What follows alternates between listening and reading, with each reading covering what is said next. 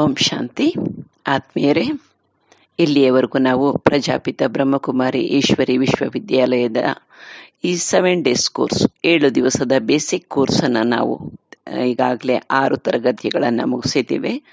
ಅದರಲ್ಲಿ ಆತ್ಮದ ಪರಿಚಯ, ಸರ್ವ ಆತ್ಮಗಳಿಗೂ ತಂದೆಯಾಗಿರುವಂತಹ ನಿರಾಕಾರ ಬಿಂದು ತಂದೆ ಶಿವ ತಂದೆಯ ಪರಿಚಯ, ಅವರ ಮಹಿಮೆಗಳು, 3 ಲೋಕದ ಬಗ್ಗೆ, ತ್ರಿಮೂರ್ತಿಗಳ ಬಗ್ಗೆ, ಇಡೀ ಸೃಷ್ಟಿ ನಾಟಕ ಚಕ್ರದ ಬಗ್ಗೆ, ಭಾರತ ಸ್ವರ್ಗ ಇದ್ದಾಗ ಹೇಗಿತ್ತು, ಈ ರಾಜಯೋಗದ ವಿಧಿ ಆಧಾರ ರಾಜಯೋಗದ ಆಧಾರ ಸ್ತಂಭಗಳು ಯಾವುವು, ಸುಖ ಶಾಂತಿಮಯ ಜೀವನ ನಡೆಸುವುದಕ್ಕೆ ಈ ರಾಜಯೋಗ ಎಷ್ಟು ಅವಶ್ಯಕತೆ ಇದೆ ಅನ್ನೋದನ್ನು ನೋಡಿದ್ವಿ. ಇವತ್ತು ಈ 7ನೆಯ ತರಗತಿಯಲ್ಲಿ ಹಾಗಿದ್ರೆ ಗೀತಾ ರುದ್ರಜ್ಞಾನ ಯಜ್ಞವನ್ನ ಯಾಗ, ಯಜ್ಞ, ಹೋಮ, ಹವನವನ್ನ ಮಾಡ್ತಾರೆ. ಲೋಕ ಕಲ್ಯಾಣಕ್ಕಾಗಿ ಹಿಂದೆ ಋಷಿಮುನಿಗಳು ಮಾಡ್ತಿದ್ರು. ನಾವೀಗ ಏನಾದರೂ ಒಳ್ಳೆಯ ಕಾರ್ಯ, ಮನೆಯನ್ನ ಹೊಸದಾಗಿ ಗೃಹ ಪ್ರವೇಶ ಮಾಡಬೇಕಾದ್ರೆ ಎಲ್ಲ ಸಣ್ಣ ಪ್ರಮಾಣದಲ್ಲಿ ಯಜ್ಞವನ್ನ ಸ್ಥಾಪನೆ ಮಾಡ್ತಾರೆ. ಇದು ಒಂದು ದಿನ ಅಥವಾ ಋಷಿಮುನಿಗಳು ಮಾಡ್ತಾ ಇದ್ದಂತಹ ಯಜ್ಞ ಒಂದು ವಾರ ಅಥವಾ ಒಂದು ತಿಂಗಳು ಇರಬಹುದು. ಆದರೆ ಇದು ಗೀತಾ ರುದ್ರಜ್ಞಾನ ಯಜ್ಞ. ಇದು ಹಾಗಿದ್ರೆ ಈ ಯಜ್ಞ ಎಷ್ಟು ದಿನಗಳ ಕಾಲ ನಡೆಯುವಂತಹದ್ದು ಈ ಯಜ್ಞ ಅನ್ನೋದನ್ನ ನಾವು ಈ ಚಿತ್ರದ ಮುಖಾಂತರ ನೋಡ್ತೇವೆ. ಇದು ಪುರುಷೋತ್ತಮ ಸಂಗಮ ಯುಗ ಅನ್ನೋದನ್ನ ತಾವು ತಿಳ್ಕೊಂಡಿದ್ದೀರಿ. ಪುರುಷ ಅಂದ್ರೆ ಆತ್ಮವನ್ನ ಉತ್ತಮಪಡಿಸಿಕೊಳ್ಳುವಂತಹ ಇಡೀ ಸೃಷ್ಟಿ ನಾಟಕ ಚಕ್ರದಲ್ಲಿ 5,000 ವರ್ಷಗಳಿಗೂ ಬೇಕಾದಂತಹ ಪ್ರಾಪ್ತಿಯನ್ನ ಮಾಡಿಕೊಳ್ಳುವಂತಹ ಯುಗ, ಅತ್ಯಂತ ಸಣ್ಣ ಯುಗ ಈ ಸಂಗಮ ಯುಗ. 100 ವರ್ಷಗಳ ಸಮಯ ಈ ಸಂಗಮ ಯುಗದ ಆಯಸ್ಸು. ಸತ್ಯ, ತ್ರೇತ್ರ, ದ್ವಾಪರ, ಕಲಿಯುಗ ಎಲ್ಲ 1250 ವರ್ಷ ಇದ್ರೆ, ಒಂದೊಂದೂ 1250 ವರ್ಷ ಇದ್ರೆ, ಈ ಸಂಗಮ ಯುಗ ಅತ್ಯಂತ ಕಡಿಮೆ ಅವಧಿಯ 100 ವರ್ಷದ ಯುಗ. ಈ ಸಂಗಮ ಯುಗದಲ್ಲಿ ನಾವು ಗೀತಾ, ಅವಿನಾಶಿಯಾಗಿರುವಂತಹ ರುದ್ರ ಗೀತಾ ಜ್ಞಾನ ಯಜ್ಞ ಸ್ಥಾಪನೆಯನ್ನ 1937ರಿಂದ ಪ್ರಾರಂಭ ಆಗಿರುವುದನ್ನು ನೋಡ್ತೀವಿ. ಇಂದಿಗೆ 88 ವರ್ಷ ಮುಗೀತು. ಈ ಸಮಯ 100 ವರ್ಷದ ಸಮಯವನ್ನ ತಂದೆ ಪರಮಾತ್ಮ ತೆಗೆದುಕೊಂಡು ಬಂದು ಈ ಅವಿನಾಶಿಯಾಗಿರುವಂತಹ ರುದ್ರ ಗೀತಾ ಯಜ್ಞವನ್ನ ಸ್ಥಾಪನೆ ಮಾಡಿದ್ದಾರೆ. ಯೋಗ ರೂಪಿ ಅಗ್ನಿಯನ್ನ ನಾವಿಲ್ಲಿ ನೋಡ್ತೀವಿ. ಇದರಲ್ಲಿ ಈ ಚಿತ್ರದಲ್ಲಿ ನಾವು ಒಂದು ಕಡೆ ಪ್ರಜಾಪಿತ ಬ್ರಹ್ಮಕುಮಾರಿ ಈಶ್ವರೀಯ ವಿಶ್ವವಿದ್ಯಾಲಯ ಪಾಂಡವ ಭವನ, ಮೌಂಟ್ ಅಬುನಲ್ಲಿರುವಂತಹ ಪಾಂಡವ ಭವನ, ಅಬುಪರ್ವತ ಅಲ್ಲಿ ನೋಡ್ತೀವಿ. ಒಂದು ಕಡೆ ಕಲಿಯುಗದ ಚಿತ್ರ ಇದೆ, ಮತ್ತೊಂದು ಕಡೆ ಸತ್ಯಯುಗದ ಚಿತ್ರ ಇದೆ. ಮಧ್ಯದಲ್ಲಿ ತಂದೆ ಪರಮಾತ್ಮ ಕಲಿಸಿಕೊಡ್ತಾ ಇರುವಂತಹ ಈ ರಾಜಯೋಗವನ್ನ ಪ್ರಜಾಪಿತ ಬ್ರಹ್ಮ, ಜಗದಂಬ, ಸರಸ್ವತಿ ಇವರಿಂದ ಸ್ಥಾಪನೆಯಾಗಿರುವಂತಹದ್ದು. ಜೊತೆಗೆ ಅನೇಕ ಬ್ರಹ್ಮ ಕುಮಾರ ಕುಮಾರಿಯರಿಂದ ಸ್ಥಾಪನೆಯಾಗಿರುವಂತಹ ಈ ಯಜ್ಞ ನಡೆದು ಬರ್ತಾ ಇದೆ 88 ವರ್ಷಗಳಿಂದ. ಆತ್ಮೀಯರೇ, ಈ ಕಲಿಯುಗ ಹೇಗಿರ್ಬೋದು ಅನ್ನೋ ಕಲ್ಪನೆ ತಮಗೆಲ್ಲ ಇದೆ.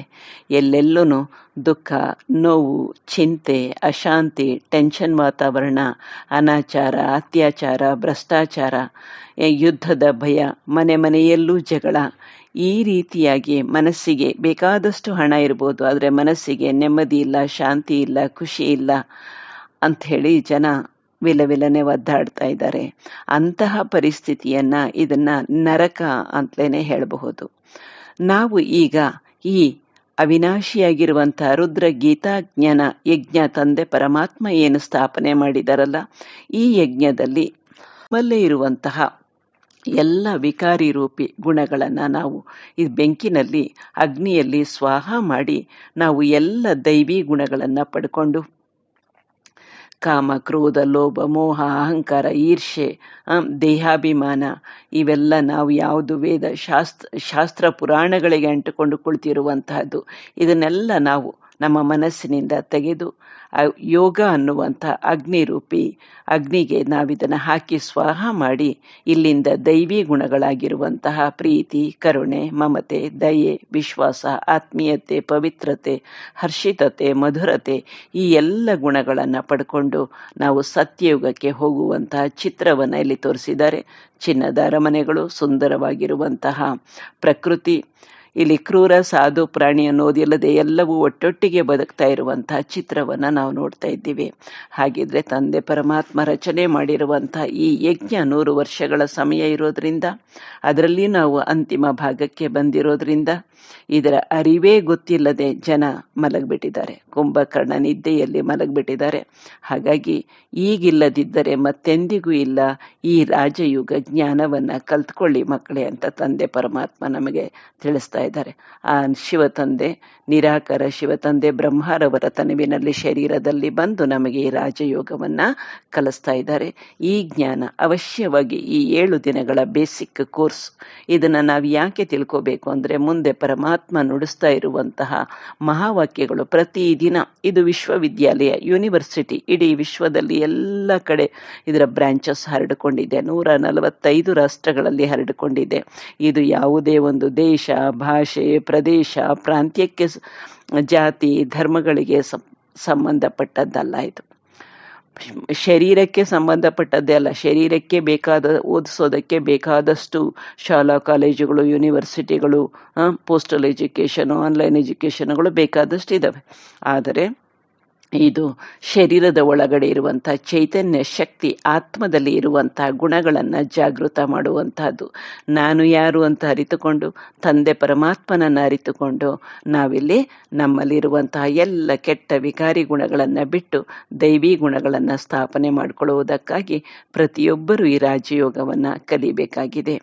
ಪ್ರತಿಯೊಬ್ಬರು ಕಲಿಬೇಕಾಗಿದೆ. ನಾವು ದೇವಿ ದೇವತಾ ರಾಜ್ಯದಲ್ಲಿ 33 ಕೋಟಿ ದೇವಿ ದೇವತೆಗಳು ಅನ್ನೋದನ್ನ ಭಾರತದಲ್ಲಿ ಮಾತ್ರ ನೋಡ್ತೀವಿ. ಬೇರೆ ಯಾವುದೇ ದೇಶದಲ್ಲಿ, ಯಾವುದೇ ಧರ್ಮದಲ್ಲಿ ನಾವು ಈ ರೀತಿಯ ದೇವಿ ದೇವತೆಗಳನ್ನ ನೋಡೋದಿಲ್ಲ.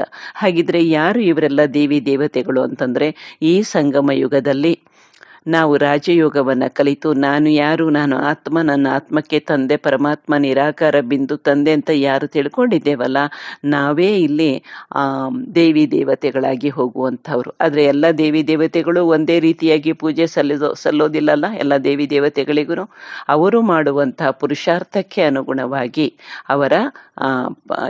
ಅವರ ಪೂಜೆ ಸಹ ನಡೆಯುತ್ತೆ, ಅವರ ಪದವಿ ಸಹ ಸಿಗುತ್ತೆ. ಅದಕ್ಕಾಗಿ ನಾವೀಗ ಜ್ಞಾನವನ್ನ ಪಡ್ಕೋತಾ ಇದ್ದೇವೆ. ಈಗಾಗಲೇ ಸಾಕಷ್ಟು ಅಂಶಗಳನ್ನು ನಾವು ತಿಳ್ಕೊಂಡಿದ್ದೇವೆ ನಾವು. ಹಾಗಾಗಿ ಈ ಜ್ಞಾನವನ್ನ, ಬೇಸಿಕ್ ಕೋರ್ಸನ್ನ ತಿಳ್ಕೊಂಡಿರುವಂತಹ ಉದ್ದೇಶ ಮುಂದೆ ತಂದೆ ಪರಮಾತ್ಮನ ಮಹಾವಾಕ್ಯಗಳನ್ನ ಕೇಳೋದಕ್ಕೆ. ಆ ಮಹಾವಾಕ್ಯ ಇಡೀ ವಿಶ್ವದಾದ್ಯಂತ ಒಂದೇ ರೀತಿಯ ಶಿಕ್ಷಣ. ಅಮೆರಿಕದಲ್ಲಿರುವವರು ಇವತ್ತು ಭಗವಂತನ ಮಹಾವಾಕ್ಯ ಏನ್ ಕೇಳಿದ್ರು ಅನ್ನುವುದನ್ನೇ ಭಾರತದಲ್ಲಿರೋರು, ಆಫ್ರಿಕಾದಲ್ಲಿರೋರು, ಆಸ್ಟ್ರೇಲಿಯಾದಲ್ಲಿರುವವರು ಸಹ ಕೇಳ್ತಾರೆ. ಅದಕ್ಕಾಗಿ ಇದನ್ನ ಯೂನಿವರ್ಸಿಟಿ ಅಂತ ಕರೆಯುವಂತಹದ್ದು.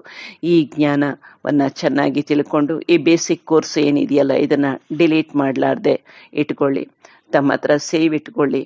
ನಾವು ಮತ್ತೆ ಭಗವಂತನ ಮುರಳಿಯನ್ನ ಕೇಳಬೇಕಾದ್ರೆ ನಮ್ಗೇನ್ ಡೌಟ್ಸ್ ಬಂದ್ರೂ, ತ್ರಿಮೂರ್ತಿ ಅಂದ್ರೆ ಏನು, ತ್ರಿಲೋಕ ಅಂದ್ರೆ ಏನು, ಮತ್ತೆ ಸೃಷ್ಟಿ ನಾಟಕ ಚಕ್ರ ಅಂದ್ರೆ ಏನು ಅಂತ ಅಂಶಗಳು ಬಂದಾಗ ಪಟ್ನ ನಮಗೆ ಗೊತ್ತಾಗೋದಿಲ್ಲ. ಹಾಗಾಗಿ ಮತ್ತೆ ನಾವು ಆಡಿಯೋನ ಒಂದ್ಸಾರಿ ಕೇಳಿ ಚಿತ್ರವನ್ನ ನೋಡಿದಾಗ ನಮಗೆ ಪಕ್ಕ ಆಗುವವರೆಗೂ ಈ ಜ್ಞಾನ ಬೇಕಾಗಿದೆ.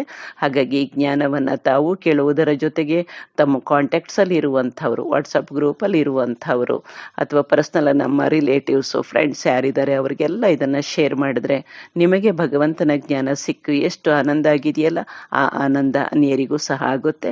ಅದು ನಿಮಗೆ ಪುಣ್ಯದ ಖಾತೆ ನಿಮ್ಮ ಆತ್ಮದೊಳಗಡೆ ಜಮಾ ಆಗುತ್ತೆ. ಹಾಗಾಗಿ ನಾವು ಈ ಬೇಸಿಕ್ ಕೋರ್ಸ್ ಅನ್ನ ತಿಳ್ಕೊಂಡಿದ್ದೀವಿ ಅಂತ ಇಷ್ಟಕ್ಕೆ ತೃಪ್ತಿ ಆಗೋದು ಬೇಡ.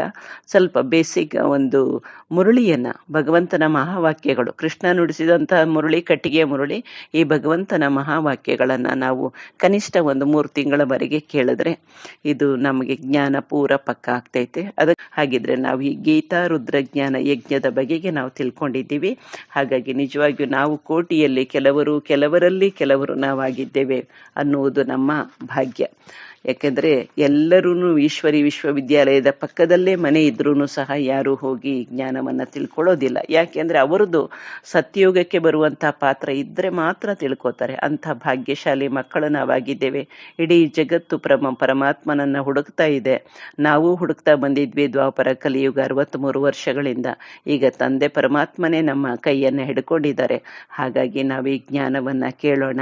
ಅಷ್ಟೇ ಅಲ್ಲ, ಹತ್ರ ಇರುವಂತಹ ಈಶ್ವರಿ ವಿಶ್ವವಿದ್ಯಾಲಯಗಳಿಗೆ ನಮಗೆ ಸಮಯ ಸಿಕ್ಕಿದಾಗ ವಾರಕ್ಕೆ ಒಂದು ಸಾರಿ ಆದರೂ ಭೇಟಿ ಕೊಡೋಣ. ಎಷ್ಟೇ ನಾವು ಬ್ಯುಸಿ ಲೈಫಲ್ಲಿದ್ರೂ ಸಮಯ ಹೇಗಾದರೂ ಮಾಡ್ಕೋಬೇಕು ಅಂದರೆ ಟೈಮ್ ಮ್ಯಾನೇಜ್ಮೆಂಟ್ ನಮ್ಮ ಕೈಲಿರುತ್ತೆ ಆತ್ಮೀಯರೇ. ಹಾಗಿದ್ರೆ ನಾವು ಗೀತಾ ರುದ್ರಜ್ಞಾನ ಯಜ್ಞದ ಬಗೆಗೆ ತಿಳ್ಕೊಂಡ್ವಿ. ಮತ್ತೆ ಇಲ್ಲಿ ರಾವಣನ 10 ತಲೆಗಳ ಚಿತ್ರವನ್ನು ನಾವಿಲ್ಲಿ ನೋಡ್ತೀವಿ. ರಾವಣನ 10 ತಲೆಗಳ ಬಗೆಗೆ ನಾವು ನೋಡುವಂಥದ್ದು ಏನಿದೆಯಲ್ಲ, ಈ ಚಿತ್ರವನ್ನು ಸ್ವಲ್ಪ ನಾವು ಗಮನಿಸಿದಾಗ ರಾವಣನಿಗೆ ತೋರಿಸುವಂತಹ 10 ತಲೆಗಳಿರುವಂತಹ ಮನುಷ್ಯರು ಯಾರೂ ಇರ್ಲಿಕ್ಕೆ ಸಾಧ್ಯ ಇಲ್ಲ. ಇದನ್ನು ತೋರಿಸ್ತಾರೆ. ಸ್ತ್ರೀಯಲ್ಲಿರುವಂತಹ 5 ವಿಕಾರಗಳು, ಪುರುಷನಲ್ಲಿ ಇರುವಂತಹ 5 ವಿಕಾರಗಳನ್ನು ಸೇರಿಸಿ ಇಲ್ಲಿ 10 ತಲೆಗಳ ರಾವಣನನ್ನ ತೋರಿಸಿದ್ದಾರೆ. ಗಾಂಧೀಜಿಯವರು ರಾಮರಾಜ್ಯ ಬೇಕು ಅಂತಿದ್ರು. ರಾಮರಾಜ್ಯ, ರಾವಣ ರಾಜ್ಯ ಎರಡನ್ನು ಅಪೋಸಿಟ್ ಆಗಿ ಹೇಳ್ತೀವಿ. ರಾಮರಾಜ್ಯ ಅಂತಂದ್ರೆ ಮುಂದೆ ಬರುವಂತಹ ಸತ್ಯಯುಗ ಏನಿದೆಯಲ್ಲ, ಎಲ್ಲ ಸುಖ, ಶಾಂತಿ, ನೆಮ್ಮದಿ, ಸಂತೋಷದಿಂದ ಇರುವಂತಹ, ಸಮೃದ್ಧಿಯಿಂದ ಇರುವಂತಹ ಜಗತ್ತು ರಾಮರಾಜ್ಯ.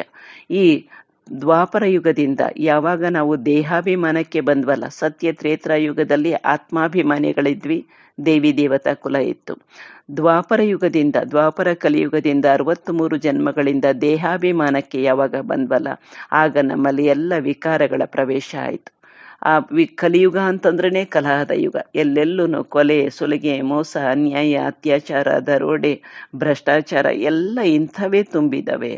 ಅದಕ್ಕೆ ರಾವಣನನ್ನ ಮೂರ್ತಿಯನ್ನ ಮಾಡಿ ಇಲ್ಲಿ ಪ್ರತಿ ವರ್ಷ ಸುಡ್ತಾ ಹೋಗ್ತಾರೆ. ಎಷ್ಟು ದೊಡ್ಡ ದೊಡ್ಡ ರಾವಣನ ಮೂರ್ತಿಯನ್ನ ಸುಟ್ರೂ ಮತ್ತು ಮುಂದಿನ ವರ್ಷ ಸುಡ್ತಾನೆ ಇರ್ತಾರೆ ಅಂತಂದ್ರೆ, ನಮ್ಮಲ್ಲಿ ಇರುವಂತಹ ವಿಕಾರಗಳು ಏನಿದಾವಲ್ಲ, ಸ್ತ್ರೀ ಪುರುಷರಲ್ಲಿರುವಂತಹ ವಿಕಾರಗಳು ಬೆಳೀತಾನೆ ಹೋಗ್ತಿದ್ದಾವೆ ವಿನಃ ಕಡಿಮೆ ಆಗ್ತಾ ಇಲ್ಲ. ಆ ಒಂದು ಚಿತ್ರವನ್ನ ನಾವಿಲ್ಲಿ ನೋಡ್ತೀವಿ. ಎಲ್ಲೆಲ್ಲೂ ಹಿಂಸೆ ಇರುವಂತಹದ್ದು, ಭ್ರಷ್ಟಾಚಾರ, ಅನಾಚಾರ, ಅತ್ಯಾಚಾರಗಳಿಂದ ತುಂಬಿರುವಂತಹ ಜಗತ್ತನ್ನ ನೋಡ್ತೀವಿ. ನೋಡಿ, ರಾವಣನ ತಲೆಯ ಮೇಲೆ, ಕಿರೀಟದ ಮೇಲೆ ಕತ್ತೆಯನ್ನ ತೋರಿಸಿದ್ದಾರೆ, ಕತ್ತೆಯ ಚಿತ್ರವನ್ನ ತೋರಿಸಿದ್ದಾರೆ. ಅಂದ್ರೆ ಕತ್ತೆಗೆ ನಾವು ಎಷ್ಟೇ ಶೃಂಗಾರವನ್ನ ಮಾಡಿದ್ರೂ ಸಹ ಅದು ಮತ್ತೆ ಹೋಗಿ ಮಣ್ಣಲ್ಲಿ ಉರುಳಾಡಿ ಕೊಳಕು ಮಾಡಿಕೊಡೋದನ್ನ ಬಿಡೋದಿಲ್ಲ ಅನ್ನುವುದರ ಸಂಕೇತವಾಗಿ ಇದನ್ನ ತೋರಿಸಿದ್ದಾರೆ. ಆದರೆ ಮನುಷ್ಯನಲ್ಲಿ ಎಷ್ಟೇ ಎಲ್ಲ ಒಳ್ಳೆ ಗುಣಗಳನ್ನು ಅವನು ಪಡ್ಕೊಂಡಿದ್ರೂ ಸಹ, ಬ್ಯಾಕ್ಗ್ರೌಂಡ್ ಒಳ್ಳೇದಿದ್ರೂ ಸಹ, ಯಾವಾಗ ನಾವು ವಿಕಾರಗಳಿಗೆ ಒಳಗಾಗ್ತೀವಲ್ಲ, ಆಗ ದೈವಿ ಗುಣಗಳನ್ನು ನಾವು ದೈವಿ ಗುಣಗಳು ನಮ್ಮಿಂದ ಮರೆಯಾಗ್ತವೆ ಅನ್ನುವುದರ ಸಂಕೇತವಾಗಿ ಇಲ್ಲಿ ರಾವಣನ ಚಿತ್ರವನ್ನ ತೋರಿಸಿದ್ದಾರೆ. ಹಾಗೆ ನೋಡಿದ್ರೆ ನಿಜವಾಗಿ 10 ತಲೆಗಳಿರುವಂಥವರು ಯಾರು ಇರುವುದಿಲ್ಲ ಅನ್ನೋದು ನಮಗೆ ಗೊತ್ತಾಗಿದೆ. ನಾಲ್ಕು ಕೈ, 2-3 ತಲೆಗಳಿರುವಂಥದ್ದು ಅದು ಮನುಷ್ಯ ಸೃಷ್ಟಿನಲ್ಲಿ ಆಗಲ್ಲ. ಏನೋ ಅಪ್ಪಿತಪ್ಪಿ 2 ತಲೆನೋ 2-3-4 ಕೈನೋ ಹುಟ್ಟಿರುವಂಥ ಮಕ್ಕಳು ಹುಟ್ಟಿದ್ರು ಅವು ಪಾಪ ಬಹಳ ಬೆಳೀತಾ ಅದು ಸಾಧ್ಯ ಆಗೋದಿಲ್ಲ. ಮತ್ತೆ ನಾವು ಮತ್ತೊಂದು ಚಿತ್ರವನ್ನ ನೋಡ್ತೀವಿ. ಇಲ್ಲಿ ಕುಂಭಕರ್ಣನ ಚಿತ್ರವನ್ನ ನೋಡ್ತೀವಿ. ಕುಂಭಕರ್ಣ ಕಥೆಯಲ್ಲಿ ನಾವು ಕೇಳಿರ್ತೀವಿ, 6 ತಿಂಗಳ ಕಾಲ, 6 ತಿಂಗಳು ಮಲಗಿರ್ತಾನೆ, 6 ತಿಂಗಳು ಎದ್ದಿರ್ತಾನೆ ಅನ್ನುವುದನ್ನ ಇಲ್ಲಿ ಕುಂಭಕರ್ಣನ ಚಿತ್ರದಲ್ಲಿ ನಾವು ಸಾಮಾನ್ಯವಾಗಿ, ಕುಂಭಕರ್ಣ ಜಾಸ್ತಿ ನಿದ್ದೆ ಮಾಡೋರ್ಗೆ ಏನು ಹೇಳ್ತಾರೆ, ಕುಂಭಕರ್ಣನ ಹಾಗೆ ಮಲಗಿಬಿಟ್ಟಿದ್ದಾನೆ ಅಂತ ಹೇಳ್ತಿದ್ದಾರೆ. ಈ ಒಂದು ಚಿತ್ರದಲ್ಲಿ ನಾವು ನೋಡುವಂತಹದ್ದು ಕುಂಭಕರ್ಣ ಆರಾಮಾಗಿ ಮಲಗೇ ಬಿಟ್ಟಿದ್ದಾನೆ. ಇದರಿಂದ ಶಾಸ್ತ್ರಗಳಲ್ಲಿ ಏನ್ ಕೇಳಿದಾರಲ್ಲ, ಅಯ್ಯೋ ಇದು ಜಗತ್ತಿನ ಆಯಸ್ಸು ಏನಿದೆಯಲ್ಲ, ಇದು ಲಕ್ಷಾಂತರ ವರ್ಷಗಳಿದೆ, ಕಲಿಯುಗನೇ ಇನ್ನು 40,000 ವರ್ಷಗಳಿದೆ ಅಂತ ಹೇಳಿರುವಂತಹ ಶಾಸ್ತ್ರ ಪುರಾಣಗಳಲ್ಲಿ ಹೇಳಿರೋದನ್ನ ಕೇಳಿ, ಇನ್ನೂ ಬೇಕಾದಷ್ಟು ಸಮಯ ಇದೆಯಲ್ಲ ಪರಮಾತ್ಮನನ್ನ ನೆನಪು ಮಾಡ್ಕೊಳಕ್ಕೆ, ಅರ್ಥ ಮಾಡ್ಕೊಳಕ್ಕೆ, ಅದು ಕೊನೆಗೆ ನೋಡೋಣ, ಇನ್ನು ಕಲಿಯುಗನೇ 40,000 ವರ್ಷಗಳಿದೆ ಅಂಥೇಳಿ ಆರಾಮಾಗಿ ಮಲಗಿಬಿಟ್ಟಿದ್ದಾರೆ. ಆದರೆ ಕಲಿಯುಗದಲ್ಲಿ ಇಲ್ಲಿ ಆ ಒಂದು ರಾಕ್ಷಸಿ ಪ್ರವೃತ್ತಿಯ ಚಿತ್ರವನ್ನ ತೋರಿಸಿ ಆ ಇಡೀ ವಿಶ್ವ ಏನು ಅದು ಉರಿತಾ ಇರುವಂತಹದನ್ನ ನೋಡ್ತೀವಿ. ಕಾಮ, ಕ್ರೋಧ, ಲೋಭ, ಮೋಹ, ಅಹಂಕಾರ, ಈರ್ಷೆ, ಈ 5 ವಿಕಾರಗಳಿಂದ ಜಗತ್ತು ಉರಿತಾ ಇರುವಂತಹದನ್ನ, ಇಡೀ ವಿಶ್ವ ಬೆಂಕಿಯಲ್ಲಿ ಸುಟ್ಟು ಬೂದಿ ಆಗ್ತಾ ಇರುವುದನ್ನ ನಾವಿಲ್ಲಿ ಗಮನಿಸ್ತೀವಿ. ಈಗ ನೋಡಿ, ಯುದ್ಧದ ಸಂದರ್ಭ, 1, 2ನೇ ಮಹಾಯುದ್ಧ ಆದಾಗ, ಎರಡನೇ ಮಹಾಯುದ್ಧದಲ್ಲಿ ಹಿರೋಶಿಮಾ, ನಾಗಸಾಕಿಗಳ ಮೇಲೆ ಅಣುಬಾಂಬುಗಳನ್ನ ಹಾಕಿದಾಗ ಆ ಒಂದು ಪ್ರದೇಶದಲ್ಲಿ ಇವತ್ತಿಗೂ ಹುಲ್ಲು ಕಡ್ಡಿ ಬೆಳೀತಾ ಇಲ್ಲ. ಇವತ್ತು ವಿಜ್ಞಾನದಲ್ಲಿ ಬಹಳಷ್ಟು ಮುಂದುವರೆದು ಇರುವುದು ಒಂದೇ ಭೂಮಿ, ವಾಸ ಮಾಡುವುದಕ್ಕೆ, ಅದನ್ನು 100 ಸಾರಿ ಸುಡುವುದಕ್ಕೆ ಬೇಕಾದಷ್ಟು ನಾವು ಬಾಂಬ್ಗಳನ್ನು, ಅಣು ಬಾಂಬ್, ಹೈಡ್ರೋಜನ್ ಬಾಂಬ್ಗಳನ್ನೆಲ್ಲ ತಯಾರು ಮಾಡಿ ಇಟ್ಕೊಂಡಿದ್ದೀವಿ. 3ನೆಯ ಮಹಾಯುದ್ಧದ ಕಿಡಿಯಂತೂ ಪ್ರಾರಂಭ ಆಗೇ ಬಿಟ್ಟಿದೆ. ಅದನ್ನು ಪೂಜೆ ಮಾಡೋಕ್ಕಂತೂ ಇಟ್ಕೊಂಡಿಲ್ಲ, ಬಟನ್ ಒತ್ತರೆ ವಿನಾಶ ಆಗೇ ಆಗ್ತೈತಿ. ಆದರೆ ಜಗತ್ತಿನ ಜನ ಭಯ ಪಡ್ತಾರೆ. ಈ ಜ್ಞಾನವನ್ನು ತಿಳ್ಕೊಂಡಂಥವರು ನಮಗೆ ಅಷ್ಟ ಶಕ್ತಿಗಳು ಸಿಗ್ತಾವಲ್ಲ, ಅದರಲ್ಲಿ ಧೈರ್ಯನೂ ಒಂದು ಶಕ್ತಿ. ಯಾಕಂದರೆ ಸತ್ಯ ಜ್ಞಾನ ನಮಗೆ ಸಿಕ್ಕಿದೆ, ಅದಕ್ಕೆ ಭಯ ಪಡುವಂತಹ ಅವಶ್ಯಕತೆ ಇರೋದಿಲ್ಲ. ಹಾಗಿದ್ರೆ ರಾತ್ರಿಯ ನಂತರ ಹಗಲು ಬಂದೇ ಬರುತ್ತಲ್ಲ, ಸೊ ಕಲಿಯುಗದ ನಂತರ ಮುಂದೆ ಬರುವಂತಹದ್ದೇ ಸ್ವರ್ಗ ಅನ್ನೋದನ್ನೆಲ್ಲ ನಾವು ಇಲ್ಲಿ ತಿಳ್ಕೊಳ್ತೀವಿ ಈ ಒಂದು ಜ್ಞಾನದಿಂದ. ಈ ಇಡೀ ವಿಶ್ವಕ್ಕೆ ಇಲ್ಲಿ ಆಕ್ಸಿಜನ್, ಮನುಷ್ಯನ ಕೊನೆಯ ಹಂತ ಉಸಿರಾಟಕ್ಕೂ ತೊಂದರೆ ಆದಾಗ ಆಕ್ಸಿಜನ್ ಸಿಲಿಂಡರ್ ಏನು ಹಾಕ್ತಾರಲ್ಲ, ಹಾಗೆ ಇಡೀ ವಿಶ್ವಕ್ಕೆ ಆಕ್ಸಿಜನ್ ಹಾಕಿದ್ದಾರೆ. ಇಲ್ಲ ಆ ಚಿತ್ರವನ್ನು ನಾವಿಲ್ಲಿ ನೋಡ್ತೀವಿ, ಕುಂಭಕರ್ಣ ನಿದ್ರೆ ಮಾಡ್ತಾ ಇರುವಂಥ ಚಿತ್ರದಲ್ಲಿ ನೋಡ್ತೀವಿ. ಅಂದರೆ ಯಾವಾಗ ಅಂತ್ಯ ಆಗುತ್ತೆ ಅನ್ನುವುದಕ್ಕೆ ನಾವು ಕೇಳಿದಾಗ ಇದನ್ನು ನೋಡ್ತೀವಿ. ಆಕ್ಸಿಜನ್ ಕೊನೆಯ ಹಂತದಲ್ಲಿ ಇದ್ದಾಗ ಗೊತ್ತಿರುತ್ತೆ ಡಾಕ್ಟ್ರಿಗೆ, ಇದನ್ನು ತೆಗೆದ ತಕ್ಷಣ ಪೇಷಂಟು ಇಲ್ಲಿ ಸಾಯ್ತಾರೆ, ನೇರವಾಗಿ ಸ್ವಂತವಾಗಿ ಉಸಿರಾಟ ಮಾಡೋಕೆ ಆಗ್ತಾ ಇಲ್ಲ ಅನ್ನೋದು ಗೊತ್ತಿರುತ್ತೈತೆ. ಅಂತಹ ಪರಿಸ್ಥಿತಿಯಲ್ಲಿ ಜಗತ್ತಿವತ್ತು ಮುಳುಗಿದೆ. ಆದರೆ ಮನುಷ್ಯ ಇವತ್ತು, ಸಿರಿವಂತ ಮನುಷ್ಯರು ಇವತ್ತು ಕುಳಿತಲ್ಲೇನೆ ಇಲ್ಲಿ ನಾವು ಕಂಪ್ಯೂಟರ್, ಲ್ಯಾಪ್ಟಾಪ್, ನಮ್ಮ ಮೊಬೈಲ್ಗಳ ಮುಖಾಂತರ ಇಡೀ ಜಗತ್ತಿನ ಜೊತೆಗೆ ವ್ಯವಹಾರ ಮಾಡ್ತೀವಿ. ಅಷ್ಟೊಂದು ನಾವೆಲ್ಲ ಮುಂದುವರೆದು ಬಿಟ್ಟಿದ್ದೀವಿ. ಬೇಕಾದಷ್ಟು ಬೇರೆ ಬೇರೆ ಗ್ರಹಗಳು, ಮಂಗಳ ಗ್ರಹ, ಶುಕ್ರ ಗ್ರಹ, ಚಂದ್ರಗ್ರಹ, ಅಲ್ಲೆಲ್ಲ ಹೋಗಿ ಬಂದುಬಿಟ್ಟಿದ್ದೇವೆ ನಾವು. ಇಷ್ಟೆಲ್ಲ ಮುಂದುವರೆದಿದ್ದೇವಲ್ಲ, ಇಷ್ಟೊಂದೆಲ್ಲ ಸುಖ, ಈ ವೈಭವ ಇಲ್ಲೇ ಇದೆ. ಕಲಿಯುಗದಲ್ಲಿ ಕೊನೆಯಲ್ಲಿ ಇದೇ ಏನಿದೆಯಲ್ಲ, ಇದೇ ಸ್ವರ್ಗ ಅಂತ ತಿಳ್ಕೊಂಡು ಭ್ರಮಾಲೋಕದಲ್ಲಿ ಮುಳುಗಿದ್ದಾರೆ. ಆದರೆ ಕಲಿಯುಗದ ಅಂತ್ಯದಲ್ಲಿ ನಾವಿದ್ದೇವೆ ಅನ್ನೋದು ಗೊತ್ತಿಲ್ಲದೆ ಈ ದೀರ್ಘ ಕುಂಭಕರ್ಣನ ನಿದ್ರೆಯಲ್ಲಿ ಮುಳುಗಿರುವಂಥವರಿಗೆ ಪ್ರಜಾಪಿತ ಬ್ರಹ್ಮಕುಮಾರಿ ಈಶ್ವರಿ ವಿಶ್ವವಿದ್ಯಾಲಯದ ಮುಖಾಂತರ ತಂದೆ ಪರಮಾತ್ಮ ಈ ಬ್ರಹ್ಮಕುಮಾರಿಯರ ಮುಖಾಂತರ ಜ್ಞಾನದ ಅಮೃತವನ್ನು ನೀಡ್ತಾ ಇದ್ದಾರೆ. ಆ ಒಂದು ಚಿತ್ರದಲ್ಲಿ ನಾವು ನೋಡ್ತೀವಿ. ಜ್ಞಾನಾಮೃತವನ್ನು ಪಡ್ಕೊಳ್ಳೋದ್ರಿಂದ ನಾವು ಎಚ್ಚೆತ್ತುಕೊಂಡು ಮತ್ತೆ ನಾವು ಸತ್ಯುಗಕ್ಕೆ ಹೋಗಲು ಬೇಕಾದಂತಹ ಈ ರಾಜಯೋಗವನ್ನು ಕಲಿಯಕ್ಕೆ ಸಾಧ್ಯ ಆಗುತ್ತೆ. ಅದಕ್ಕಾಗಿ ಈಗಿಲ್ಲದಿದ್ದರೆ ಮತ್ತೆಂದಿಗೂ ಇಲ್ಲ. ಅದಕ್ಕಾಗಿ ಈ ಜ್ಞಾನವನ್ನು ಈಗಲೇ ಹತ್ತಿರ ಇರುವಂಥ ಈಶ್ವರಿ ವಿಶ್ವವಿದ್ಯಾಲಯಗಳಿಗೆ ಹೋಗಿ ತಿಳ್ಕೊಳ್ಳಿ. ಅಥವಾ ಸಾಧ್ಯನೇ ಆಗದೆ ಇರುವಂಥವರು ಈಗ ಆನ್ಲೈನ್ಗಳ ಮುಖಾಂತರ ಆದರೂ ತಿಳ್ಕೊಳ್ಳಿ ಅನ್ನೋದಕ್ಕೆ ತಂದೆ ಪರಮಾತ್ಮ ಈಗ ಓಪನ್ ಆಗಿ ಬಿಟ್ಬಿಟ್ಟಿದ್ದಾರೆ. ಯೂಟ್ಯೂಬಲ್ಲಿ ಹೋಗ್ಬಿಟ್ಟು ನೀವು ಬ್ರಹ್ಮಕುಮಾರಿಸು 7 days course in any languages ಅಂತ ಯಾವುದೇ ಭಾಷೆಗಳಲ್ಲಿ ಹೊಡೆದ್ರು ನಮಗೆಲ್ಲ ಸಿಗ್ತವೆ. ಮೆಡಿಟೇಷನ್ ಸಹ ಸಿಗುತ್ತೆ. ಅದನ್ನು ಕೇಳಿ ತಿಳ್ಕೊಳ್ಳೋ ಅಂಥವ್ರು ಮತ್ತೊಮ್ಮೆ ಅದನ್ನು ಕೇಳಿ ತಿಳ್ಕೋಬಹುದು. ಹಾಗಾಗಿ ಕುಂಭಕರ್ಣನ ನಿದ್ರೆಯಿಂದ ನಾವು ಎಚ್ಚೆತ್ಕೋಬೇಕಾಗಿದೆ. ಸ್ಥೂಲ ನಿದ್ರೆ ಅಲ್ಲ, ಇಲ್ಲಿ ಜ್ಞಾನದ ನೇತ್ರವೇ ಇಲ್ಲದೆ ಅಂಧಕಾರದಲ್ಲಿ ಮುಳುಗಿ ಹೋಗಿದ್ದೇವೆ. ಹಾಗಾಗಿ ನಾವು ಜ್ಞಾನದ ಬೆಳಕನ್ನು ಪಡ್ಕೊಂಡಾಗ ಕೊಳಕು ದೂರ ಆಟೋಮೆಟಿಕ್ ಆಗಿ ಹೋಗ್ತಾ ಇರುತ್ತಲ್ವ. ಬೆಳಕಿನ ಮುಂದೆ ಕತ್ತಲೆ ನಿಲ್ಲುವಂತಹ ಶಕ್ತಿ ಇಲ್ಲ. ನಾವು ಪಡ್ಕೊಂಡು ಈ ಜ್ಞಾನವನ್ನು ಅನ್ಯರಿಗೂ ಇದನ್ನು ಕಳಿಸೋಣ. ಹತ್ರ ಇರುವಂಥ ಈಶ್ವರಿ ವಿಶ್ವವಿದ್ಯಾಲಯಗಳಿಗಾದರೂ ಕಳಿಸೋಣ, ಅಥವಾ ನಮ್ಮ ಹತ್ರ ಇರೋದನ್ನು ಶೇರ್ ಮಾಡೋಣ, ಅಥವಾ ಯೂಟ್ಯೂಬಲ್ಲಿ ಹೋಗ್ಬಿಟ್ಟು ಈ ರೀತಿಯಾಗಿ ತಿಳ್ಕೊಳ್ಳಿ ಅಂತಾರು ತಿಳಿಸೋಣ. ಹಾಗಿದ್ರೆ ಕೊನೆಯದಾಗಿ ನಮಗೆ ಈ ರಾಜಯೋಗವನ್ನು ಕಲಿಯೋದರಿಂದ ಅಷ್ಟು ಶಕ್ತಿಗಳು ಸಿಗ್ತವೆ ಅನ್ನೋದನ್ನ ಈ ಒಂದು ಚಿತ್ರದಲ್ಲಿ ನಾವು ನೋಡ್ತಾ ಇದ್ದೀವಿ. ಈ ಶಕ್ತಿಗಳು ರಾಜಯೋಗವನ್ನು ಡೈಲಿ ಪ್ರಾಕ್ಟೀಸ್ ಮಾಡುವವರಿಗೆ ಮಾತ್ರ ಇದು ಸಾಧ್ಯ ಆಗುವಂಥದ್ದು. ಒಂಚೂರು ಇಲ್ಲಿ ಬೇಸಿಕ್ ಕೋರ್ಸ್ ತಿಳ್ಕೊಂಡೆ ನನಗೆ ಬರಲಿಲ್ಲ ಈ ಶಕ್ತಿಗಳು ಅನ್ನೋ ಹಾಗಿಲ್ಲ. ಕನಿಷ್ಠ ನಾವು ದಿನದಲ್ಲಿ 24 ಗಂಟೆನಲ್ಲಿ 24 ನಿಮಿಷ ಸಾಕು ಈ ಒಂದು ಪ್ರತಿದಿನ ಭಗವಂತನ ಮಹಾವಾಕ್ಯಗಳನ್ನು ಕೇಳ್ತಾ ಹೋದರೆ ನಮಗೆ ಎಲ್ಲ ಶಕ್ತಿಗಳು ಸ್ವತಃವಾಗಿ ನಮ್ಮಲ್ಲಿ ಮೈಗೂಡಿಸ್ಕೊಳ್ಳಿಕ್ಕೆ ನಾವು ಸಾಧ್ಯ ಆಗ್ತೈತೆ. ಹಾಗಿದ್ರೆ ರಾಜಯೋಗದಿಂದ ನಮಗೆ ಸಿಗುವಂತಹ ಅಷ್ಟಶಕ್ತಿಗಳು ಯಾವುವು ಅನ್ನೋದನ್ನ ಈ ಒಂದು ಚಿತ್ರವನ್ನ ಝೂಮ್ ಮಾಡಿ ಸ್ವಲ್ಪ ನೋಡಿ. ಇದರಲ್ಲಿ ಒಂದು ಸಂಕ್ಷಿಪ್ತಗೊಳಿಸುವಂತಹ ಶಕ್ತಿ, ಸಹನಶೀಲ ಶಕ್ತಿ, ಅಳವಡಿಸಿಕೊಳ್ಳುವ ಶಕ್ತಿ, ಪರೀಕ್ಷಿಸುವ ಶಕ್ತಿ, ನಿರ್ಣಯ ಶಕ್ತಿ, ಧೈರ್ಯ ಶಕ್ತಿ, ಸಹಯೋಗದ ಶಕ್ತಿ, ಸಂಕುಚಿತಗೊಳಿಸಿಕೊಳ್ಳುವ ಶಕ್ತಿ. ಈ ಶಕ್ತಿಗಳನ್ನು ನಾವು ಪಡ್ಕೋಬೇಕಾದ್ರೆ ಇಲ್ಲಿ ಮಧ್ಯದಲ್ಲಿ ಒಬ್ಬ ವ್ಯಕ್ತಿ ನಾನು ಆತ್ಮ ಅಂತ ತಿಳ್ಕೊಂಡು ತಂದೆ ಪರಮಾತ್ಮನ ನೆನಪಲ್ಲಿ ಕುಳಿತಿದ್ದಾರೆ.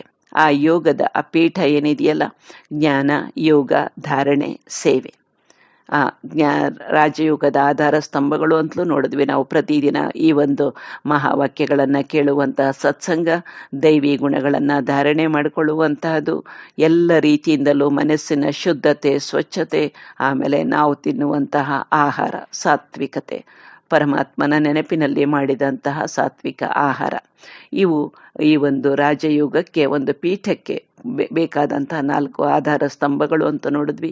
ರಾಜಯೋಗದ 4 ಸಬ್ಜೆಕ್ಟ್ಸ್: ಜ್ಞಾನ, ಯೋಗ, ಧಾರಣೆ, ಸೇವೆ.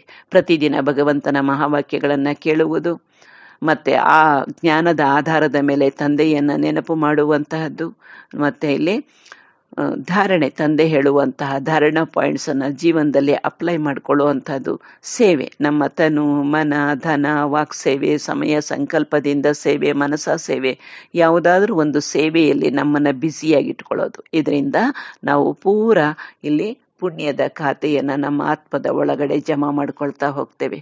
ಲೌಕಿಕದಲ್ಲಿ ಹೇಳ್ತಾರೆ ಜನ, ಅಲ್ಲಿಂದ ಬಂದಾಗ ಅಲ್ಲಿದೆ ನಮ್ಮ ಮನೆ, ಇಲ್ಲಿ ಬಂದಿದ್ದೇವೆ ನಾಟಕ ಮಾಡೋಕ್ಕೆ, ಅಲ್ಲಿಂದ ಬಂದಾಗ ಏನೂ ತೊಗೊಂಡು ಬಂದಿಲ್ಲ, ಹೋಗೋವಾಗ ಏನೂ ತೊಗೊಂಡು ಹೋಗೋದಿಲ್ಲ ಅಂತ ಜ್ಞಾನ ಗೊತ್ತಿಲ್ಲದೆ ಇದ್ದವ್ರು ಹೇಳ್ತಾರೆ, ಈ ರಾಜಯೋಗವನ್ನು ಕಲಿದೇ ಇದ್ದವರು. ಆದರೆ ನಾವು ಹೇಳೋಣ, ಅಲ್ಲಿಂದ ಬರುವಾಗ ನಾವು 33 ಕೋಟಿ ದೇವಿ ದೇವತೆಗಳಲ್ಲಿ ನಾವು ಒಬ್ಬರು ಅನ್ನೋದು ನಮಗೆ ಸ್ಪಷ್ಟ ಆಗಿದೆಯಲ್ಲ. ಅಲ್ಲಿಂದ ಬರುವಾಗ ನಾವು ಸತ್ಯ ತ್ರೇತಾಯುಗಕ್ಕೆ, ಸಮೃದ್ಧವಾದಂತಹ ಸ್ವರ್ಗಕ್ಕೆ ನಾವು ಬಂದ್ವಿ. ಅಲ್ಲಿಂದ ಪೂರ ಪಾತ್ರವನ್ನ ಅಭಿನಯ ಮಾಡಿದಂತಹ ಹೀರೋ ಪಾತ್ರಧಾರಿಗಳು ಈಗ ಸಂಗಮ ಯುಗದಲ್ಲಿ ತಂದೆ ಪರಮಾತ್ಮನಿಂದ ಈ ಜ್ಞಾನವನ್ನ ಪಡ್ಕೊಂಡು ಮುಂದಿನ 2,500 ವರ್ಷಗಳಿಗೆ ಬೇಕಾದಂತಹ ಇಲ್ಲಿ ಸ್ವರ್ಗದ ಸುಖವನ್ನ ಪಡ್ಕೊಳಕ್ ಬೇಕಾದಂತಹ ಪುಣ್ಯವನ್ನ ನಾವಿಲ್ಲಿ ಮಾಡ್ಕೋತಾ ಇದ್ದೀವಿ. ಮತ್ತೆ 63 ಜನ್ಮಗಳಿಂದ ದ್ವಾಪರ ಕಲಿಯುಗದಲ್ಲಿ ನಾವು ಮಾಡಿರುವಂತಹ ಪಾಪಗಳನ್ನ ಕಳ್ಕೊಳ್ಳಿಕ್ಕೂ ನಮಗಿಲ್ಲಿ ತಂದೆಯ ನೆನಪಿನಿಂದ, ಜ್ಞಾನ ಯೋಗದಿಂದ ಸಾಧ್ಯ ಆಗ್ತಾ ಇದೆ. ಮತ್ತೆ ಇಲ್ಲಿ ಸತ್ಯ ತ್ರೇತಾಯುಗದಲ್ಲಿ ದೇವಿ ದೇವತಾ ಕುಲದಲ್ಲಿ ಇದ್ದಂತಹ ನಾವೇ ದ್ವಾಪರ ಕಲಿಯುಗದಲ್ಲಿ ನಮ್ಮನ್ನ ಮೂರ್ತಿಗಳ ಮುಖಾಂತರ ಭಕ್ತರು ಇಲ್ಲಿ ಪೂಜೆ ಮಾಡ್ತಾರೆ. ಅವರು ಏನು ಬೇಡ್ತಾರಲ್ಲ ಅದನ್ನೆಲ್ಲ ದೇವಿ ದೇವತೆಗಳ ಮುಖಾಂತರ ನೀಡುವಂಥವರು ತಂದೆ ಪರಮಾತ್ಮನೇ ಆಗಿದ್ದಾರೆ. ಹಾಗಾಗಿ 5,000 ವರ್ಷಗಳಿಗೂ ನಮಗೆ ಈ ಪ್ರಾಪ್ತಿಯನ್ನ ಮಾಡಿಕೊಡ್ತಾ ಇದ್ದಾರಲ್ಲ ತಂದೆ ಪರಮಾತ್ಮ. ಇದರಿಂದ ನಮಗೆ ಸಿಗುವಂತಹ, ಪ್ರತಿದಿನ ಪ್ರಾಕ್ಟೀಸ್ ಮಾಡೋದ್ರಿಂದ ಸಿಗುವಂತಹ ಅಷ್ಟಶಕ್ತಿಗಳು ಏನು ಅಂದರೆ ಸಂಕ್ಷಿಪ್ತಗೊಳಿಸಿಕೊಳ್ಳುವಂತಹ ಶಕ್ತಿ. ನೋಡಿ, ಲೌಕಿಕದಲ್ಲಿ ಏನಾದ್ರೂ ಒಂದು ವಿಷಯ ತಗೊಂಡು ಅಷ್ಟೇ ಉದ್ದಕ್ಕೆ ಎಳಿತಿರ್ತಾರೆ, ಎಷ್ಟೊತ್ತಾರು ಮಾತಾಡ್ತಾ ಇರ್ತಾರೆ. ಆದರೆ ನಮಗೀಗ ಸಮಯದ ಮಹತ್ವ ಗೊತ್ತಿದೆ. ಸಂಗಮ ಯುಗದ ಸಮಯ ಬಹಳ ಕಡಿಮೆ ಇದೆ, ಅದರಲ್ಲೂ ನಮಗೆ ಕೊನೆಗೆ ತಂದೆ ಪರಮಾತ್ಮನ ಜ್ಞಾನ ಸಿಕ್ಕಿದೆ. ನಾವು 5,000 ವರ್ಷಗಳಿಗೆ ಬೇಕಾದ ಪುಣ್ಯವನ್ನು ನಾವು ಜಮಾ ಮಾಡ್ಕೋಬೇಕಾಗಿದೆ. ಅದಕ್ಕೆ ಬೇಕಾದಷ್ಟು ಉದ್ದಕ್ಕೆ ಎಳೆಯೋದನ್ನು ಕಡಿಮೆ ಸಂಕ್ಷಿಪ್ತ ಮಾತುಗಳಲ್ಲಿ ಹೇಳುವಂತಹ ಶಕ್ತಿ ನಮಗೆ ಈ ಒಂದು ರಾಜಯೋಗದಿಂದ ಸಿಗುತ್ತೆ. ಹಾಗಿದ್ರೆ ನಾವು ಆಡುವಂತಹ ಮಾತು ಒಂದೂ ವ್ಯರ್ಥ ಆಗಿರಬಾರ್ದು. ಅದು ತಂದೆ ಪರಮಾತ್ಮನ ಪರಿಚಯ ಕೊಡುವಂತಹ ಮಾತುಗಳಾಗಿರಬೇಕು. 10 ಮಾತುಗಳಲ್ಲಿ ಹೇಳೋದನ್ನು, 10 ವಾಕ್ಯಗಳಲ್ಲಿ ಹೇಳೋದನ್ನು 1-2 ವಾಕ್ಯಗಳಲ್ಲಿ ಮುಗಿಸುವಂತಹ ಶಕ್ತಿ ನಮಗೆ ಬರುತ್ತೆ. ಇನ್ನು ಸಹನಶೀಲ ಶಕ್ತಿ ನೋಡಿ, ಮರಕ್ಕೆ ಒಂದು ಹುಡುಗ ಕಲ್ಲನ್ನು ಎಸೆದ್ರು ಅದು ಮಾವಿನ ಹಣ್ಣೆ ಕೊಡ್ತಾ ಇದೆ. ಮತ್ತೆ ಇವನು ನನ್ನ ಕಲ್ಲೆಸೆದ ಪೆಟ್ಟಾಯ್ತು ಅಂತ ಮತ್ತೆ ಅವತ್ತು ಕಲ್ಲನ್ನು ಎಸಿತಾ ಇಲ್ಲ ಹುಡುಗನಿಗೆ. ಹಾಗೆ ನಮಗೆ ಯಾರೇ ತೊಂದರೆಯನ್ನು ಕೊಟ್ಟರೂ ಸಹ ಅವರ ಬಗೆಗೆ ನಮಗೆ ಕ್ಷಮೆಯ ಗುಣ ಇರಬೇಕು. ಅಷ್ಟು ಸಹನೆ ಮಾಡಿಕೊಳ್ಳುವಂಥ ಶಕ್ತಿ ನಮಗೆ ರಾಜಯೋಗದಿಂದ ಬರುತ್ತೆ. ಅಳವಡಿಸಿಕೊಳ್ಳುವಂತಹ ಶಕ್ತಿ ನೋಡಿ, ಎಲ್ಲ ಕಡೆಯಿಂದ ನೀರು ಹರಿದು ಸಮುದ್ರಕ್ಕೆ ಬರುತ್ತೆ. ನೀನು ಒಳ್ಳೆಯದಿದೆಯಾ, ನೀನು ಕೆಟ್ಟದಿದೆಯಾ, ನೀನು ಬಾ, ನೀನು ಬೇಡ ಅಂತ ಹೇಳೋದಿಲ್ಲ. ಎಲ್ಲವನ್ನು ಹೊಟ್ಟೆಗೆ ಹಾಕ್ಕೊಳ್ಳೋದು ಅಂತ ಹೇಳ್ತಾರಲ್ಲ, ಹಾಗೆ ಅವ್ರು ಹೇಳಿದ್ದನ್ನು ಮೊದಲು ಕೇಳಿಸ್ಕೊಳ್ಳೋದು, ಆ ನಂತರ ಸಮಯ ನೋಡಿ ಅದನ್ನು ನಮಗೇನು ಬೇಕು ಅದನ್ನು ಮಾತ್ರ ಇಟ್ಕೊಂಡು ಬೇಡದನ್ನು ಮನಸ್ಸಿಂದ ತೆಗಿಬೋದು. ಸಮಯ ನೋಡಿ ನಂತರ ಅವರಿಗೆ ಬುದ್ಧಿಯನ್ನು ಹೇಳೋಕ್ಕಾಗುತ್ತೆ. ಅಂತಹ ವಿಶಾಲವಾದಂತಹ ನಾವು ಗುಣವನ್ನು ಪಡ್ಕೊಳ್ಳುವಂಥ ಶಕ್ತಿ ಇದರಿಂದ ಬರುತ್ತೆ. ಯಾವುದು ಸರಿ ಯಾವುದು ತಪ್ಪು ಅಂತ ಪರೀಕ್ಷೆ ಮಾಡುವಂಥ ಶಕ್ತಿ, ಅಸಲಿ ವಜ್ರ ಯಾವುದು, ನಕಲಿ ವಜ್ರ ಯಾವುದು, ಗೋಲ್ಡ್ ಯಾವುದು, ರೋಲ್ಡ್ ಗೋಲ್ಡ್ ಯಾವುದು ಅಂಥೇಳಿ ಪರೀಕ್ಷಿಸುವ ಶಕ್ತಿ. ಒಬ್ಬ ವ್ಯಕ್ತಿ ನಮ್ಮ ಹತ್ರ ಬಂದಾಗ ಯಾವ ಉದ್ದೇಶವನ್ನು ಇಟ್ಟುಕೊಂಡು ಬಂದಿದ್ದಾನೆ, ಯಾವ ಕಾರಣಕ್ಕಾಗಿ ಬಂದಿದ್ದಾನೆ ಅಂಥೇಳಿ ಅವರ ಮುಖಚರ್ಯೆಯಿಂದ, ಕಣ್ಣುಗಳಿಂದ, ಭಾವನೆಯಿಂದ ತಿಳ್ಕೊಳ್ಳುವಂಥ ಶಕ್ತಿ ಈ ಒಂದು ರಾಜಯೋಗದಿಂದ ನಮಗೆ ಬರುತ್ತೆ. ಆ ಪರೀಕ್ಷಿಸುವ ಶಕ್ತಿಯನ್ನು ನಾವು ಪಡ್ಕೊಂಡ್ಮೇಲೆ ನಿರ್ಣಯ ಮಾಡುವಂಥ ಶಕ್ತಿಯನ್ನು, ಯಾವುದು ಸರಿ ನನ್ನ ಜೀವನದಲ್ಲಿ, ಈ ಒಂದು ಈಶ್ವರೀಯ ಜ್ಞಾನವನ್ನು ಪಡ್ಕೊಂಡಿದ್ದೇನೆ, ಇದರಿಂದ ನಾನು ಹೇಗೆ ಜೀವನವನ್ನು ಚೆನ್ನಾಗಿ ಇಟ್ಕೋಬೋದು ಅಂತ ನಿರ್ಣಯ ಮಾಡಿಕೊಳ್ಳುವಂಥ ಶಕ್ತಿ, ಸಾವಿನ ಸಂದರ್ಭದಲ್ಲಿನೂ ಸಹ ಧೈರ್ಯವನ್ನು ಪಡೆಯುವಂಥ ಶಕ್ತಿ. ಯಾಕಂದರೆ ಆತ್ಮಕ್ಕೆ ಸಾವಿಲ್ಲ ಅನ್ನೋದು ಗೊತ್ತಿದೆ, ಅದಕ್ಕಾಗಿ ಸತ್ತಾಗ್ಲೂ ಅಳದೇ ಇರುವಂತಹ ಶಾಂತಿಯನ್ನು, ಸತ್ತಂತಹ ಆತ್ಮಗಳಿಗೆ ಶಾಂತಿಯನ್ನು ಕೋರುವಂಥ ಶಕ್ತಿ, ಎಲ್ಲರ ಜೊತೆಗೆ ಹೊಂದಾಣಿಕೆಯಿಂದ ಬದುಕುವಂಥ ಸಹಯೋಗದ ಶಕ್ತಿ, ಮತ್ತು ಅವಶ್ಯಕತೆ ಇದ್ದಾಗ ಅಷ್ಟೇನೆ ಆಮೆ ಹೇಗೆ ಕೈಕಾಲು ತಲೆಯನ್ನು ಹೊರಗೆ ತೆಗೆಯುತ್ತಲ್ಲ, ಹಾಗೆ ನಮ್ಮ ಕೆಲಸ ಕಾರ್ಯಗಳನ್ನು ಮುಗಿಸಿದ ನಂತರ ನಾನು ಆತ್ಮ ಅಂತ ತಿಳ್ಕೊಂಡು ತಂದೆ ಪರಮಾತ್ಮನ ನೆನಪಿನಲ್ಲಿರೋದು. ನಾವೇನೇ ಕೆಲಸಗಳನ್ನು ಮಾಡ್ತಾ ಇದ್ರೂ ಸಹ, ದಿನನಿತ್ಯದ ಕೆಲಸಗಳನ್ನೆಲ್ಲ ಮಾಡ್ತಾ ಇದ್ರೂ ತಂದೆ ನೆನಪಿನಲ್ಲಿ ಇರೋಕ್ಕೆ ಸಾಧ್ಯ ಆಗುತ್ತೆ. ಆ ಎಲ್ಲ ಶಕ್ತಿಗಳು ಈ ರಾಜಯೋಗದಿಂದ ಅಷ್ಟು ಶಕ್ತಿಗಳು ನಮಗೆ ಸಿಗ್ತವೆ. ಅದಕ್ಕಾಗಿ 7 days ಕೋರ್ಸ್ ಮುಗೀತು ಅಂತ ಇಲ್ಲಿಗೆ ನಾವು ನಿಲ್ಲಿಸೋದು ಬೇಡ. ತಂದೆ ಪರಮಾತ್ಮ ನೀಡ್ತಾ ಇರುವಂತಹ ಮಹಾವಾಕ್ಯಗಳನ್ನು ಕೇಳ್ತಾ ಹೋಗೋಣ. ಆದರೆ ನಮಗೆ ಜ್ಞಾನ ಪಕ್ಕ ಆಗಬೇಕಾದ್ರೆ 1-3 ತಿಂಗಳಾದರೂ ಈ ಜ್ಞಾನವನ್ನು ಕೇಳೋಣ. ಕೇಳಿ ನಿಮ್ಮ ಜೀವನವನ್ನು ಒಳ್ಳೆ ರೀತಿಯಲ್ಲಿ ರೂಪಿಸಿಕೊಳ್ಳಿ. ಉತ್ತಮವಾದಂಥ ಭವಿಷ್ಯವನ್ನು ರೂಪಿಸಿಕೊಳ್ಳೋದು ನಮ್ಮ ಕೈಲೇ ಇದೆ. ಅದಕ್ಕಾಗಿ ನೀವು ಈ ಜ್ಞಾನವನ್ನು ಚೆನ್ನಾಗಿ ತಿಳ್ಕೊಂಡು ಯೋಗ ಮಾಡಿ ಅನ್ಯರಿಗೂ ಇದನ್ನು ತಿಳಿಸಿಕೊಡಿ. ಎಲ್ಲರಿಗೂ ಒಳ್ಳೆಯದಾಗಲಿ. ಓಂ ಶಾಂತಿ, ಓಂ ಶಾಂತಿ.